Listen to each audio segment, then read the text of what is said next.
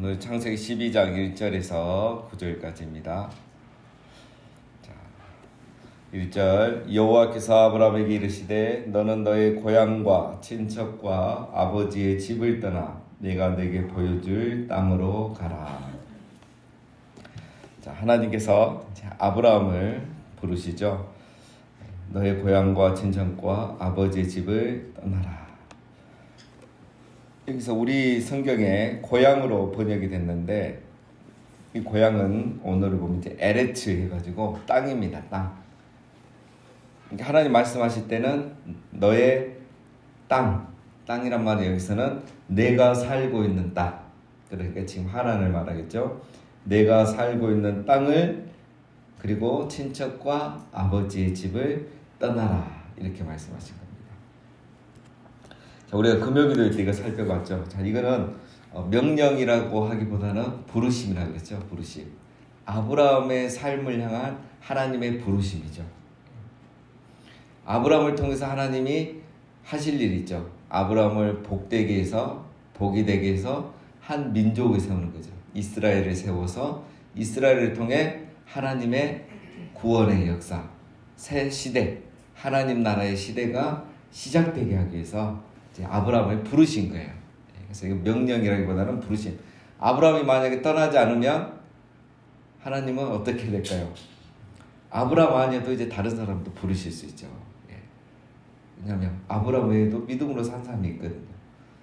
그래서 아브라함이 이걸 순종하고 부르심을 응하고 부르심을 받아들였기 때문에 이스라엘의 믿음의 조상, 오늘 우리의 믿음의 조상이 된 겁니다. 그래서 이건 아브라함을 향한 부르심이다. 자, 우리가 금요기도회 때 이제 살펴봤죠. 이제 그리고 이 고향과 즉 땅과 친척과 아버지 집을 떠나라. 이거는 이제 그 당시에 이 모든 문화와 그런 삶에서 떠나라는 거죠. 자, 그렇게 말씀하시고 또 어떻게 얘기하십니까? 내가 내게 보여줄 땅으로 가라. 떠나서 가라는 거죠. 어디로 가라 가죠? 내가 내게 보여줄 땅으로 가라. 그러니까 아직 정해지지 않은 겁니다. 어디로 가야 될지는 모르고 하나님께서 계속 말씀하시는 곳으로 보여줄 곳으로 가야 된다는 거죠. 자, 부르심을 따라가는 삶이 어려운 것은 바로 이겁니다. 보여준 땅으로 가면 쉽죠. 근데 보여줄 땅으로 가는 것이 가야 되니까 어려운 거예요. 보여준 땅이면은 그 땅이 여기보다 좋은지 안 좋은지 판단하고 갈 수도 있고 안 갈 수도 있어요. 그렇죠? 서울로 가라 그러면은 큰 고민 없이 가겠지만 저 어디 산속으로 가라 이러면 고민해야 되잖아요. 똑같습니다. 그러니까 아브라함에게는 보여줄 땅으로 가. 쉽게 말하면 여러분 아브라함 이야기가 이제 창세기 12장부터 23장까지 나오는데 이제 우리가 살펴보겠지만 이 보면은 참 많은 사건 사고들이 있잖아요. 그런데 또 뭐 그렇게 좋은 일들은 별로 없잖아요.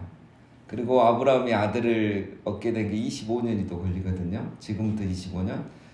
하나님께서 처음부터 25년 뒤에 아들을 줄 것이고 네가 가면 이런 일 다 겪고 나서 네가 이제 100세부터 좀 변화가 되고 믿음의 사람이 될 거야. 이렇게 말씀을 해주셨고 보여주셨다면 아브라함이 가겠습니까? 안 가겠습니까? 안 가죠. 하나님은 우리를 이렇게 인도하세요. 다 보여주고 가는 게 아니고 가면서 보여줍니다. 그래서 때로는 그게 너무 오래 걸려서 25년이 걸릴 수도 있고 더 오래 걸릴 수도 있고 이런 일이 일어나는 거죠. 그래서 하나님께서 우리를 인도하실 때는 가로등을 켜주시는 게 아니고 등으로 인도하십니다. 등. 주의 말씀은 내 발에 등이요 내 길에 빛입니다. 그러니까 이 가로등은 뭡니까? 쫙 켜져 있잖아요. 간 데마다 환하게 어디로 갈지 다 보이잖아요. 그러나 등은 한 걸음 한 걸음이에요. 그 등 비추고 발 딛고 등 비추고 빛은 방향이죠. 보여줄 빛이에요. 방향만 보여주시는 거죠. 자, 우리 하나님께서 우리를 떠나라고 가라 하실 때는 항상 이렇게 인도하십니다. 그래서 답답하죠? 힘들죠? 그러나 이게 하나님의 인도 방식입니다. 그래서 우리가 필요한 게 있어요. 하나님의 부르심을 따라 살아가는 삶에 필요한 게 있어요. 그게 바로 뭐냐? 믿음과 인내예요. 결국 신앙은 믿음과 인내예요. 믿음이 있어야 떠날 수 있고 인내가 있어야 보여줄 땅에 도착할 수 있어요. 믿음만 있어도 안 되는 거고 인내만 있어도 안 되는 거예요. 믿음으로 시작해서 인내로 결실을 얻는 거예요. 그래서 아브라함 이야기는 믿음과 인내예요. 믿음은 있는데 인내하지 못하다가 하갈을 통해서 이스마엘을 낳았죠. 그게 또 큰 상처가 되잖아요. 그러니까 인내해야 돼요. 인내. 그게 우리 신앙의 삶입니다. 자, 그러면 언제 떠나야 될까요? 이 떠난다는 거는 뭐 우리 모든 사람은 다 부르십니다, 여러분. 여기 계신 분 중에 안 부르지 않는 분은 아무도 없어요. 특히 우리 이제 더 이렇게 직장 생활, 사회 생활, 또 우리 이 교회 안에 공동체 생활 하신 분들은 다 하나님의 부르심 안에 있습니다. 하나님께서 모든 사람을 다 부르세요. 왜? 복을 주시기 위해서. 그 사람 통해서 하실 일이 있기 때문에 복을 다 주셔요. 언제 떠나야 되느냐? 1절에 제일 중요한 말씀이 뭡니까? 여호와께서 아브라함에게 이르시되, 여호와께서 말씀하실 때 떠나는 거예요. 하나님이 내게 말씀을 하실 때가 있어요. 뭔가 변화를 시작해야 될 때, 뭔가 순종해야 될 때가 있어요. 하나님이 그 말씀을 하실 때는 우리가 떠나야 돼요. 자꾸 얽매이면 안 돼요. 오랫동안 이 땅에 살아왔는데 이 땅에서 살아온 것만 생각하면 안 돼요. 나의 친척, 아버지 이것만 생각하면 안 돼요. 떠날 때는 미련 없이 전통과 어떤 사람의 그거에 연연하지 않고 내가 하나님 말씀에 순종해야 돼요. 그게 중요한 겁니다. 그런데 하나님 말씀을 듣지 않으면 어떻게 됩니까? 자기 걸 고집하죠. 떠나지 않죠. 옛것만 잡으려고 하는 거죠.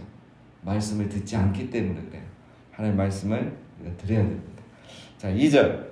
내가 너로 큰 민족을 이루고 내게 복을 주어 내 이름을 창대하게 하리니 너는 복이 될지라. 자, 이거는 금요기도 때 우리 살펴봤습니다. 그렇죠? 예. 큰 민족을 이루고 복을 주고 이름을 창대하게 해주겠다. 자, 제일 중요한 건 뭐라 그랬죠? 너는 복이 될지라. 너는 복이 될 것이다입니다. 정확하게 말하면. 너는 어디 가든지 네가 복이 될 것이다. 네가 있는 곳은 복을 받을 것이다. 그 땅이 좋아서 네가 복을 받고 사는 게 아니고 친척과 아버지가 좋아서 그 유산 때문에 너가 복을 받고 사는 게 아니고 네 자체가 복이 될 거다.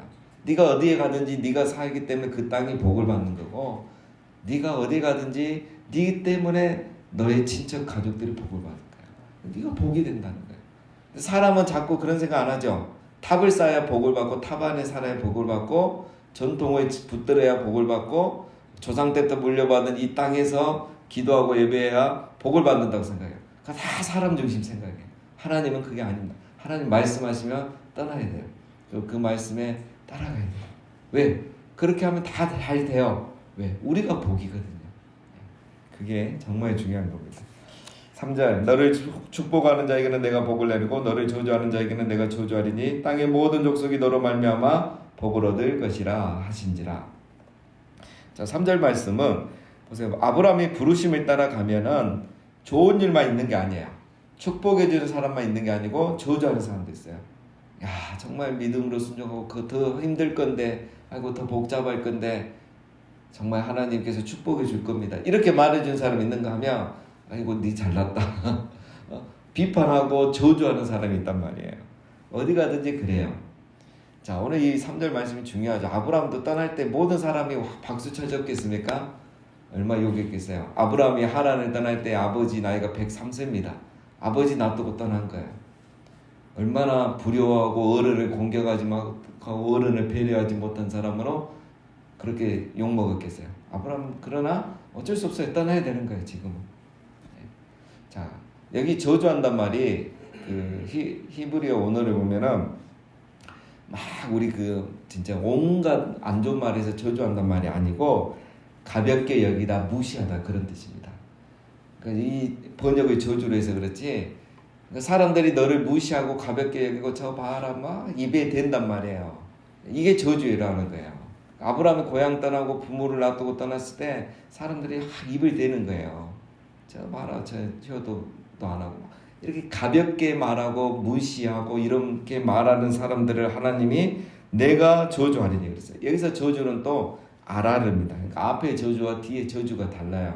앞에 저주는 가볍게 여기다, 무시하다 이런 뜻이고, 뒤에 나오는 저주는 벌을 준다 이런 뜻입니다. 우리가 저주 말하면 너무 이게 좀 끔찍하잖아요. 누가 나를 저주하겠습니까? 그죠? 그런 저주가 아니고 무시하는 거예요. 그런 나를, 아브라함을 무시하는 자에게는 하나님께서 뭐라 하신다? 내가 그 사람을 벌을 주겠다는 거예요.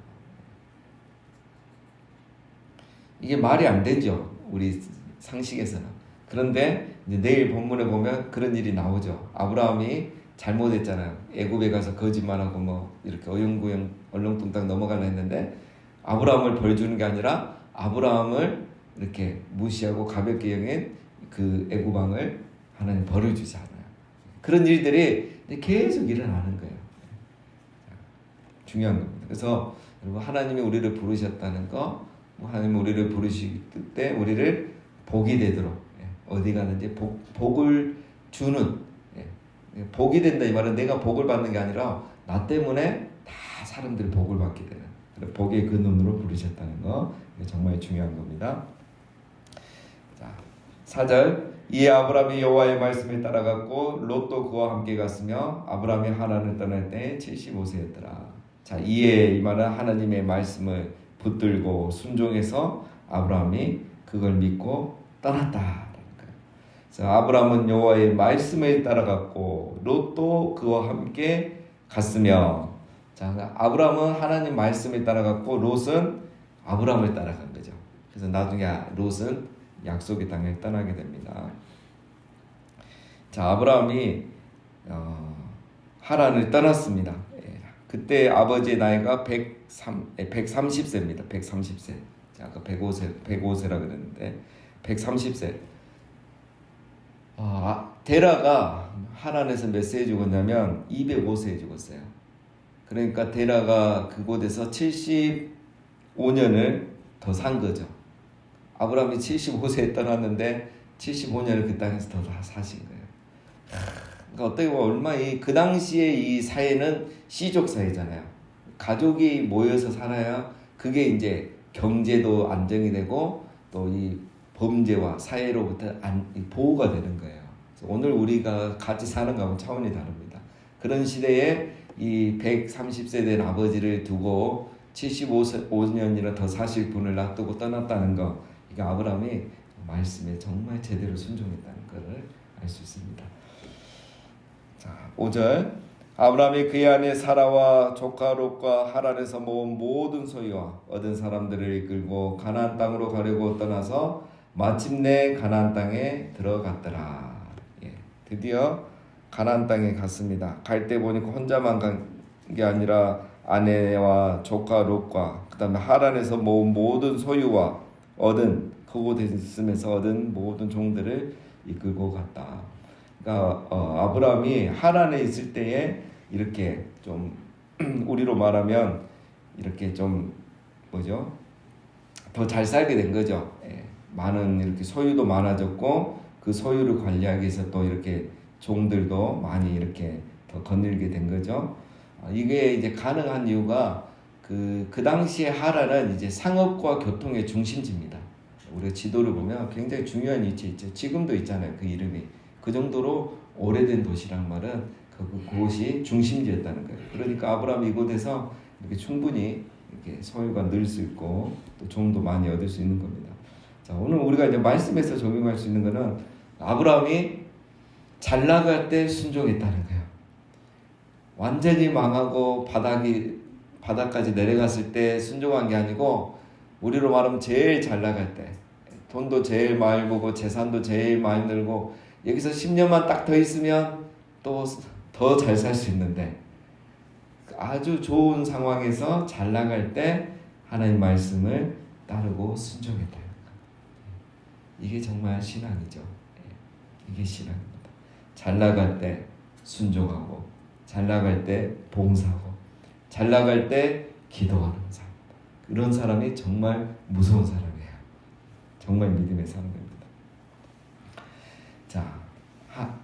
자, 그리고 5절 마지막에 보면 마침내 가나안 땅에 들어갔더라.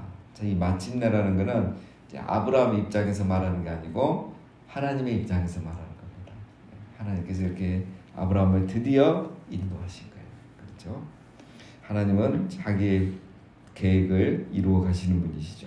6절 아브라함이 그 땅을 지나 세겜 땅 모래 상수리 나무에 이르니 그때 가나안 사람이 그 땅에 거주하였더라. 드디어 가나안 땅에 갔습니다. 그런데 아브라함이 사는 곳은 넓고 좋은 기름진 땅이 아니라 세겜 땅에 있는 모래 지역에 있는 상수리 나무 밑에 간 거예요. 그렇죠. 우리 금요기도 때 이제 이건 다 살펴봤죠. 누가 아브라함을 환영하겠습니까? 이미 그 땅에 살고 있었어요. 아무도 없는 줄 알았는데 가니까 이미 가나안 족속들이 살고 있었고 아무도 아브라함을 환영해주지 않았겠죠. 그러니까 저는 나무 밑에 가서 그렇게 살아갔습니다. 자, 7절 여호와께서 아브라함에게 나타나 이르시되 내가 이 땅을 내 자손에게 주리라 하신지라. 자기에게 나타나신 여호와께 그가 그곳에서 제단을 쌓고 하나님이 아브라함에게 나타나십니다. 내가 이 땅을 내 자손에게 주겠다. 자, 아브라함의 마음이 어땠을까요? 저 같으면 별로 안 좋았을 것 같아요. 가라에서 갔더니 넓은 땅도 아니고 나무 밑에 살고, 그런데 하나님이 이 땅을 나와 후손에게 주겠다 하니까 뭐가 좋겠어요? 좋은 땅, 넓은 땅, 기름진 땅 이런 데 주고 이런 말씀을 하면 야, 이 순종의 그 기쁨을 누릴 건데 현실이 영 아닌 거예요. 근데 하나님은 또 그때 나타나서 이 땅을 너에게 주겠다 이런 얘기를 하시는 거예요. 근데 아브라함이 이때 불평하고 낙심한 게 아니라 어떻게 합니까?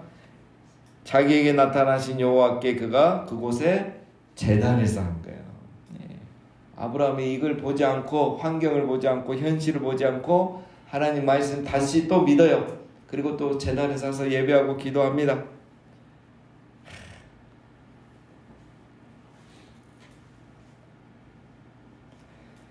8절 더 심해집니다. 거기서 베델 동쪽 산으로 옮겨 장막을 치니 서쪽은 베델이요 동쪽은 아이라.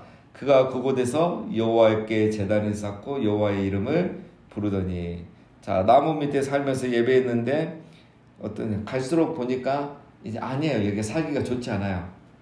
이 산이 아닌가 보야. 이 산이 아닌가 보다 이러고 이사를 가는 거죠. 동쪽으로도 이사를 갑니다. 살기 좋았으면 이사 가겠습니까? 안 가겠죠? 살기 안 좋은 거예요. 그래서 다시 이사를 갑니다. 이사를 가서 어떻게 합니까? 거기서 또 제단을 쌓고 여호와 이름을 부르더니. 그러면 이제 그곳에서 또 좋았냐? 그곳에서 예배하고 이렇게 했으니까 또 좋아졌느냐? 아니에요. 9절에 보면 점점 남방으로 옮겨갔더라. 남쪽으로 또 이사를 내려간 거예요. 남쪽으로 가면 뭐가 있냐면 광야가 있어요. 광야. 예. 그래서 좋지가 않아요. 그래서 나중에 결국 어디 갑니까? 애굽으로 또 내려가잖아요. 그럴 수밖에 없어요. 그러니까 아브라함의 삶을 보면 가라에서 갔는데 안 좋고, 근데 아브라함은 또 제단을 쌓고 예배드리고 또 동쪽으로 이사했는데 거기도 안 좋아요. 그래도 또 그곳에서 예배하고, 그래도 그것도 또 안 좋으니까 남쪽으로 간 거예요. 그러다가 이제 애국까지 내려간 거죠. 자, 이게 부르심 받은 자의 삶입니다. 우리가 간증을 들으면 요즘은 그러면 이제 간증 집회 많이 안 하는데, 간증 들으면 참 그게 좋은 점보다 안 좋은 점이 많아요. 왜냐하면 어떤 분들 대부분 다 만사형통해요. 뭐 했더니 어떻게 잘 되고 하나님이 축복해주고 다 만사형통해요. 그런데 우리가 성경을 보면 만사형통은 거의 없습니다. 다 안 되다가 마지막에 되는 거죠. 그래서 우리가 그때 요셉 이야기를 통해서 살펴봤죠. 형통이란 건 뭐다? 남에게 복을 주는 삶이 형통한 삶이고, 또 하나 끝이 잘 되는 게 형통이라고 그랬죠. 시편 1편 했죠. 끝이 잘 되고 갈수록 잘 되는 게 형통이에요. 성경은 마지막이 잘 되는 거예요. 부르심이 응답이 되는 거죠. 그게 형통이에요. 그래서 만사 형통은 잘 없습니다. 사실 현실적으로. 오늘 아브라함을 보면 그렇죠. 갔더니 상수리 나무 아래요. 그래도 거기서 예배하고, 또 동쪽으로 가서 예배했는데 또 그것도 살기가 좋잖아. 그래서 또 다시 남쪽으로 가요. 자, 이게 아브라함의 삶입니다. 자, 오늘 우리의 삶이 이렇습니다. 말씀 따라가고 순종하고 예배하고 기도했는데 현실은 안 좋은 일들이 계속 생길 수 있어요. 그러나 그때도 다시 제단을 쌓고 예배하고, 또 다시 기도하고, 다시 하나님 말씀 붙들고, 또 예배하고 기도하고, 그렇게 살아가는 삶이 바로 부르심을 따라가는 삶, 말씀을 쫓아 따라가는 삶, 바로 믿음의 삶인 것입니다. 그래서 우리가 현실을 보지 말고 어떤 상황에서도 하나님 나를 부르셨다는 것, 나를 부르셨다는 것은 내가 있는 이 그곳, 가정이든 직장이든 교회든 목장이든 지혜든 내가 복이 되라고 부르셨다는 것, 그래서 하나님 나를 통해서 하실 일이 있다는 것, 그걸 믿고 말씀 계속 붙들고 힘든 일이 있을 때마다 또 제단 쌓고 예배하고 기도하고 또 말씀 붙들고 인내하고, 그래서 우리 부르심의 소망들이 우리를 통해서 일어나고 우리를 통해서 우리가 가는 곳마다 있는 곳마다 복을 받는, 하나님의 복이 흘러가는 그런 복된 삶, 믿음의 삶 사시는 우리 모두 다 되시기를 주님의 이름으로 축원합니다.